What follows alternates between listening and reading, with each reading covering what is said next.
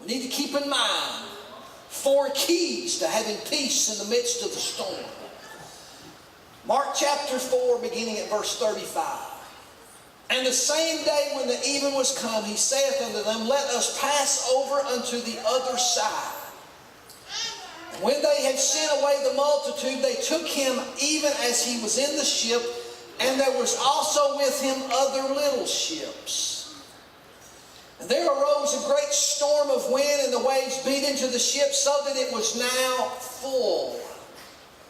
He was in the hinder part of the ship, asleep on a pillow, and they awake him and saith unto him, Master, carest thou not that we perish?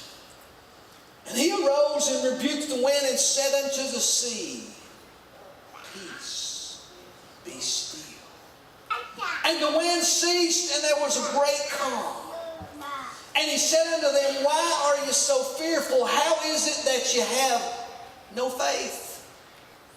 And they feared exceedingly and said one to another, What manner of man is this, that even the wind and the sea obey him? Now here they had just finished, and Jesus had directed them. He said that same day he had just spoken to a multitude of people. He said, Let's get in the boat, let's pass over to the other side. And it said here, when they had sent away the multitude, they took him in the ship, and there was also with him other little ships. Now, many times I've looked at this and I've overlooked the part where it said other little ships. Now, think about this. Not just the ship that he was in, but ships around him. Other people who were traveling. There were other ships in their, I guess their procession, whatever it was, the group that was traveling, where they were going to the other side. Now you think about that. He got them, he said, Let's go.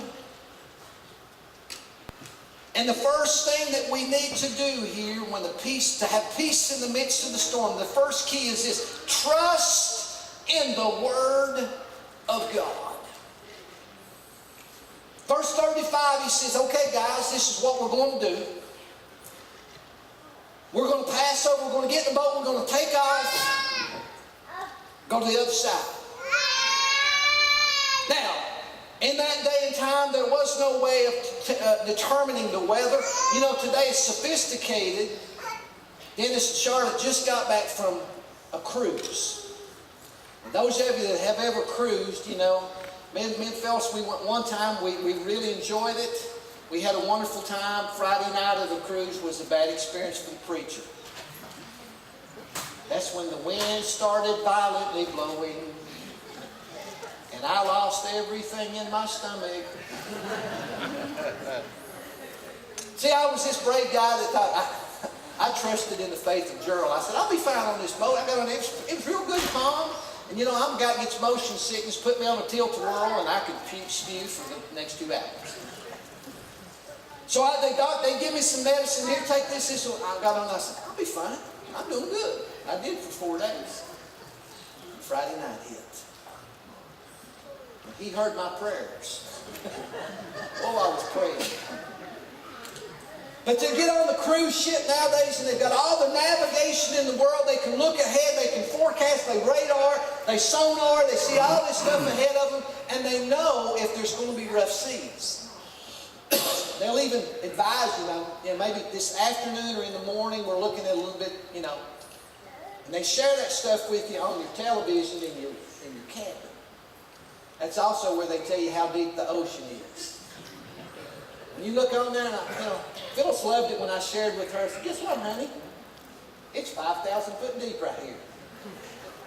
I said, well, I'm a pretty good swimmer, but I don't believe I can handle that.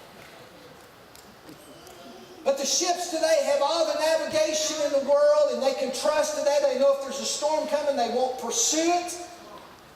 But in that day, they had none of that. And Jesus said, Let's get in the boat. We're going to head over. We're going to cross over. So you guys get your stuff together, get in the boat, and here we go. So they were trusting in Jesus when they jumped in the boat, thinking, well, we're sure that we've got the Son of God in the boat. Nothing will happen. Many times we go down the road saying, I'm a Christian. Oh, I've been a member out there at Grace for as long as they've been in existence. I've done this before that. I taught Sunday school. I don't, there ain't nothing. Let me tell you something. Storms come out of nowhere. We got to trust in the Word of God. So they trusted in the Word of God. This multitude they'd sent away, they got in the boats, they got in the ship, Jesus was in them. They looked around, there were other little ships. And then suddenly there arose a great storm of wind and the waves beat into the ship. Now it was full. Now, I remember the first time that I ever went out in the middle of the ocean and I could not see land.